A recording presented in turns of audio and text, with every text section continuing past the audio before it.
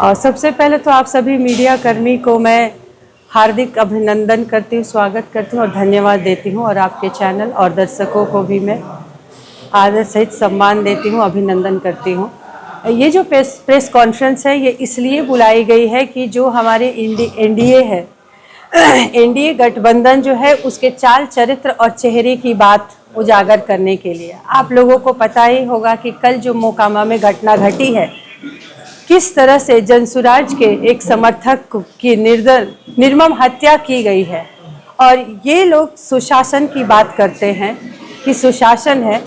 इस तरह से जो एक समर्थक था, जो जनसुराज का कट्टर समर्थक है, जो जनसुराज के विचारों को लोग पहुंचा रहे हैं, उनको खुलेआम उनकी गोली मारकर हत्या कर दी जाती है। ये पूरे बिहार में लोगों को चौंकाने वाला है कि ये लोग अभी से दिखा रहे हैं कि अभी तो चुनाव हो रहा है, चुनाव के बाद अगर ये लोग जीत जाते हैं तो पूरे बिहार में किस तरह का आतंक फैलाएंगे। तो इससे पूरे बिहार वासियों को सबक लेनी चाहिए। और रही बात हमारे शाहपुर की, देखिए शाहपुर में जिनको सीट दिया गया है, अभी तक तो वो अपने पिताजी के बारे में कहते थे कि हमारे पिताजी के दुश्मन जो हैं, और उसी दुश्मन से आपने देखा होगा कि कुछ दिन पहले जा करके स्टेज पे उनसे गले मिला जा रहा है। तो इस तरह की राजनीति की जा रही है और जनता को मूर्ख बनाया जा रहा है। अपने पिता के नाम पे लोगों से सिंपैथी वोट लिया जा रहा है और उसी पिता के हत्यारा जो है उससे जा करके वो गले मिल रहे हैं। तो ये चाल चरित्र और चेहरे की बात है। और ऐसे हत्यारे को एनडीए जो है ब्रह्मपुर में सीट दिया है और वो कहता है कि हमारी जो सरकार है सुशासन की सरकार है। तो ये जनता को समझना होगा। अब 4-5 दिन बचे हुए हैं। जनता अगर नहीं समझ पाई तो आने वाले 5 साल बहुत ही भारी पड़ेंगे उनके लिए।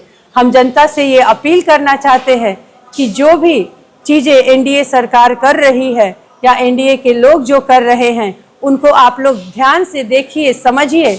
यहाँ पे जो सरकार में हमारे विधायक जी रहे हैं और हमारे जो राकेश ओझा जी हैं, ये दोनों परिवार ने 10-10 साल, हमारे विधायक जी 10 साल रहे, उनके पिताजी की बात छोड़ देते हैं, और राकेश ओझा जी भी, उनके परिवार भी 10 साल रहे हैं।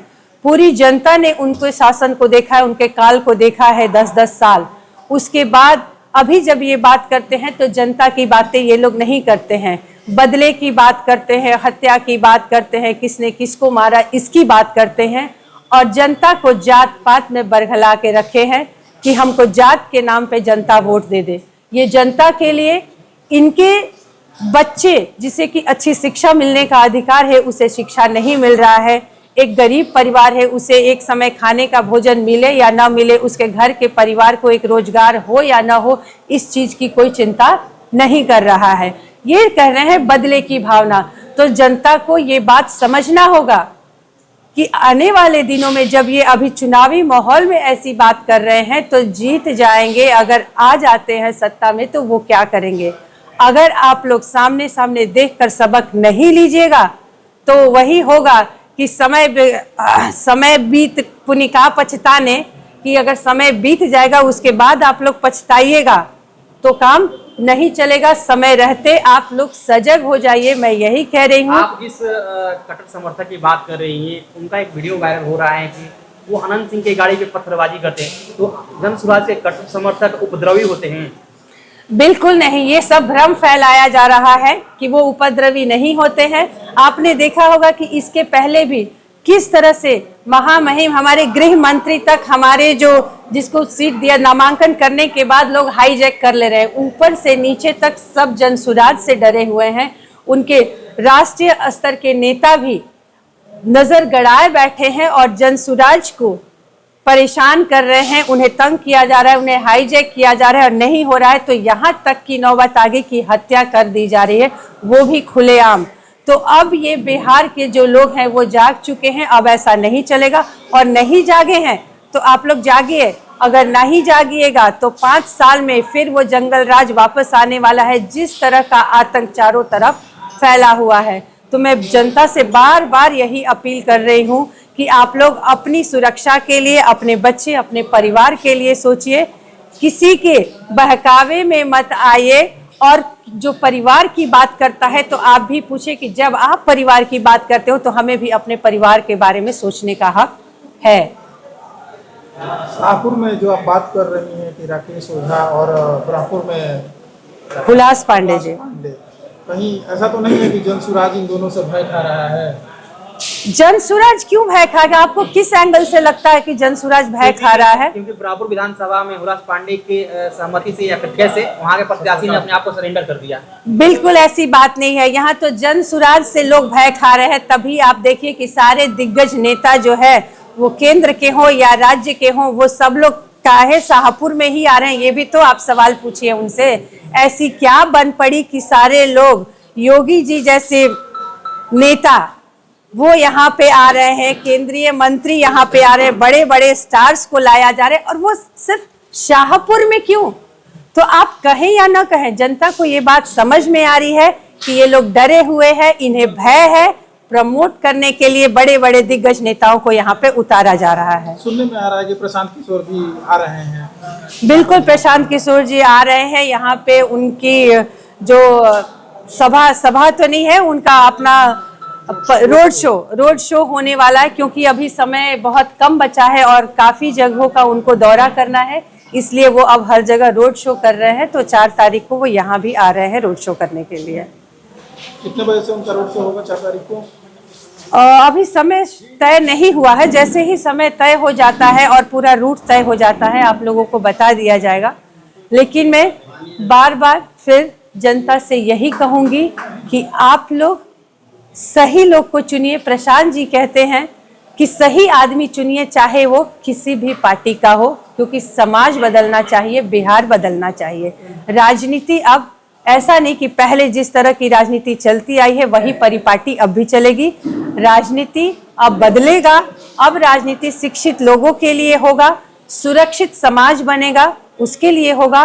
और आप लोग सुरक्षित समाज, सुरक्षित परिवार, शिक्षा और रोजगार के लिए आप लोग वोट करिए। अपने लिए वोट करिए, अपनी सुरक्षा के लिए और अपनी खुशहाली के लिए वोट कीजिए। मैं बार बार यहाँ की जनता से यही विनती करूंगी। एनडीए के नेताओं का कहना है कि बिहार में सुशासन की सरकार है कि प्रशांत किशोर बिना सुरक्षा के पूरे बिहार में धमाका कर रहे हैं।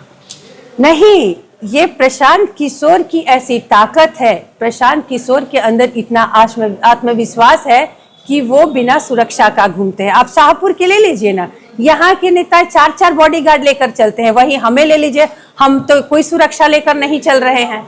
हमको कभी देखा है सुरक्षा लेकर चलते हुए? तो ये है कि भय किसको है और किसको इतना आत्मविश्वास है कि भाई हम आए हैं, हम अपने गृह में हैं, हमारा गृह जिला है, हमारा अपना विधानसभा है, हम ये सब हमारा है, हमारा परिवार है पूरा विधानसभा। तो हम अपने परिवार के बीच सुरक्षा लेकर क्यों जाएंगे?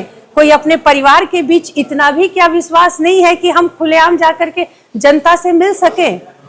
तो ये साबित इसलिए प्रशांत जी को देखिए कि पूरा बिहार वो बिना सुरक्षा गार्ड का घूमते हैं और लोग यहाँ पे एक मुखिया बन जाते हैं, वो भी गार्ड लेकर के चलते हैं।